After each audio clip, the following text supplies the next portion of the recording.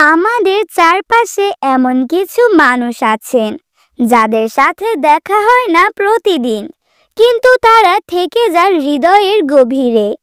আজকে এমন এক ভালোবাসার গল্প শুনবে যেটা তোমার ছোট হৃদয়েও ফুল ফুটিয়ে দিবে। শুক্রবার দুপুর রায়হান তার খেলনা গাড়ি নিয়ে খেলছিল। হঠাৎ সে শুনল আম্মু কার সাথে ফোনে কথা বলছে। আব্বু কেমন আছেন? ওষুধ ঠিক মতো খাচ্ছেন তো? গরমে সাবধানে থাকবেন। ইনশাল্লাহ দেখা হবে শীঘ্রই। ফোন রেখে দিলে রায়হান ছুটে এলো আম্মুর কাছে। কৌতূহলী চোখে জিজ্ঞাসা করলো, আম্মু, তুমি প্রতিদিন দাদু, খালা, চাচাদের ফোন করো কেন? তারা তো এখানে থাকে না। বাবা রায়হান, এটা আমাদের ইসলামে খুব প্রিয় একটি কাজ। এর নাম সিলাতুর রাহিম, আত্মীয়তার সম্পর্ক বজায় রাখা।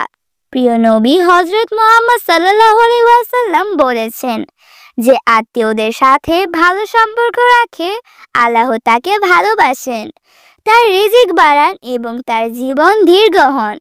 আল্লাহ আরো বলেছেন, তোমরা আল্লাহর ইবাদত করো এবং তার সাথে কাউকে শরীক করো না, এবং পিতামাতার সঙ্গে ভালো ব্যবহার করো, আর আত্মীয় স্বজনের প্রতিও। সূরা আন-নিসা আয়াত 36। তাহলে আমিও এবার দাদুকে ফোন করব। আসসালামু আলাইকুম দাদু, আমি আপনাকে খুব মিস করি। আপনি ভালো আছেন তো? রায়হানের ছোট হৃদয়ে ফুটে উঠল আত্মীয়তার ফুলে, আর সেই ভালোবাসা পৌঁছে গেল তার দাদুর হৃদয়ে। আত্মীয় স্বজন আমাদের জীবনের মূল্যবান নিয়ামত। একটুখানি সময় নিয়ে যদি আমরা তাদের খোঁজ নেই, ভালোবাসা দেই, তাহলে আল্লাহ খুশি হন, আর আমাদের হৃদয় ফুলের মতো ফুটে ওঠে। চলো আজই একজন আত্মীয়কে ফোন করি।